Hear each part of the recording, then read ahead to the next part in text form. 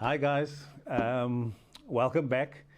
Firstly, let me say thank you for the kind subscriptions and the comments on the videos that I've made so far. It's only been a couple of videos, so if you haven't checked those out, I encourage you to just follow the link somewhere up here and go and check out the first one, which is just an overview and introduction to this fantastic Lumix G9. And then the second one is more around the setup and settings. The Lumix is a very customizable camera, so there's a few ways of doing things. But upon my research, I've sort of settled on things that I find works quite well for me. So look, thank you once again. Today's video is going to be about back button focus versus the shutter conventional focus. I've been more involved in videography, so I'm not exactly attached to the front button for photography as yet. So I think the transition to back button focus is going to be reasonably straightforward for me. But I've done some investigation and there's certainly some advantages for people that have sort of been doing photography for some time. It might be a bit of a challenge migrating from front finger focus or shutter focus to back button focus. But like I said in my earlier video, I like the idea that these focus buttons are clustered together. So for me personally, I prefer it. Anyway, let me do a little bit of a demo and then that will sort of illustrate what it is I'm talking about. Alright guys, so let's get into this little bit of a demo. Before I do, I just realized and remembered I found out in the week that there is an update available to the firmware, so it is now a firmware 2.6, so you may want to take some time and get that firmware updated as soon as you get a chance. Alright guys, so as I said in my intro, we're going to look at the automatic focus single and automatic focus continuous using our conventional front button over here. Once I've done a little demo around that, I'm going to show you how you change the settings to do back button focus. Then similar arrangement, we'll have a look at how that sort of compares to the front. So at the moment, I've got it set on automatic focus single. And all that means is essentially if you press the button down, hold it, you can then compose the shot. Provided you've kept your finger down, you haven't released, you can pretty much compose your shot. That subject will stay in focus and you can take the shot. That's reasonably straightforward. I'll do it with the sunglass case at the back. Single automatic focus, single press. So long as you keep it depressed, you're fine to compose to your heart's content and then take the shot. Now, a couple of times with this front button focus, if you're moving the camera around quite a bit, I find that you can easily depress the button fully because the G9's button's quite sensitive. And that's one of the reasons why I prefer to go to back button focus. So that takes care of automatic focus single. Alright, so now let's have a look at automatic focus continuous. So I'm just going to flip this switch to continuous. We're still using the front button, and all this means in essence is if we hold our front button down, as you can see it's depressed, it will then automatically focus on whatever subject we're moving to. That's automatic focus continuous. So we can take a photo of the sunglass case, bang, we can push it down, keep it, and it'll automatically focus on the tin.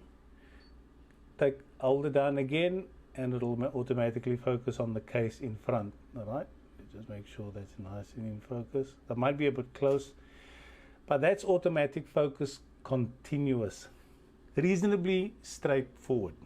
Okay, so let us look at that two functionalities using back button focus. And there's a couple of things we need to change in the menu. Make sure when you do navigate to the menu, you navigate to the custom spanner. Click on the focus option. And the first thing you want to do is shutter AF, which is the front button. We want to switch that off. Then we want to navigate to the AFAE lock button, which is currently that one. We want to select that to on. That's it. It's real simple getting the back button focus set on.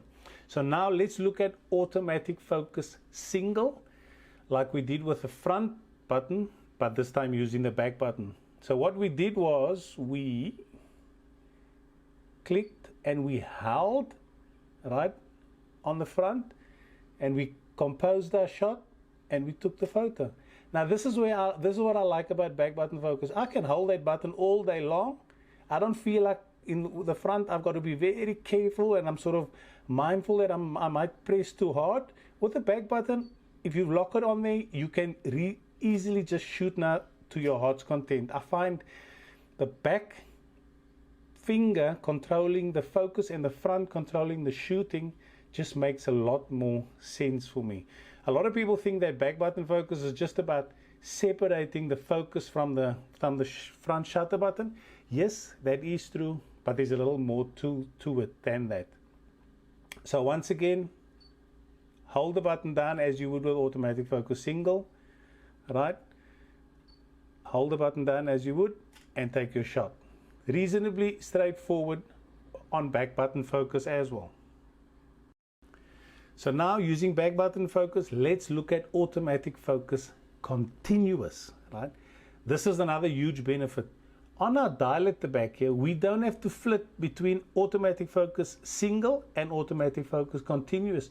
When we're using back button focus, we can keep this dial set on automatic focus continuous. And the way that works is, so we're on automatic focus continuous. You hold the button down, it's going to focus on this sunglass case, then on the lollies, then on the front. If I've got something else, there's the backpack. So you see, whatever we're focusing on, it'll automatically, continuously focus. And as it focuses, you can take a photo, you can compose, take your shot. So you've got, in essence, the benefit of back button focus, automatic focus single and automatic focus continuous in one dial setting. You don't have to flip between the two as you would if you were using front button focus. Plus you got the inconvenience of worrying about, are you going to push that button down hard because it's real sensitive. Alright guys, I hope that short little demo sort of illustrates the difference between front button, shutter button focus versus back button focus. Like I said, I just prefer it and it works for me. You may be a little different. Now before we wrap up the whole focus thing, a couple of things. If you do use manual focus, I don't use it very often. I did when I was doing a bit of video. There's a couple of things you want to be mindful of with manual focus. There's some settings that can help you out. If you navigate to the focus button on our custom spanner once again, there's a manual focus assist option. Choose this focus option setting over there. Make sure you select that one, right? And then before you move out of here, go to your monitor display and just make sure, I think it's on page 5, yep, that your peaking is on, because the peaking is very, very helpful when you're doing manual focus. So the way that works is, when you move your focus ring, that first setting is going to bring up a little sort of window inset, which really allows you to get that focus crystal clear. And then you've got that little those little blue dots, and I'll just turn away for a minute so that we can see it's completely out of focus.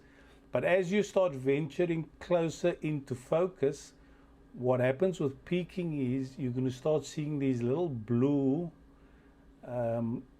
assisting sort of peaking dots that sort of appear around your focus area, and that's going to let you know that you are pretty much in focus. So I hope that sort of makes sense. You can just see it starting to show around there, and then when you get rid of the inset window, you can see the peaking dots there, and that just helps you make sure when you're using manual focus that your subject is in perfect focus. All right, guys, I hope that short little demo sort of captures the essence on what I'm trying to sort of convey here. There's a couple other things around back button focus which you may find annoying.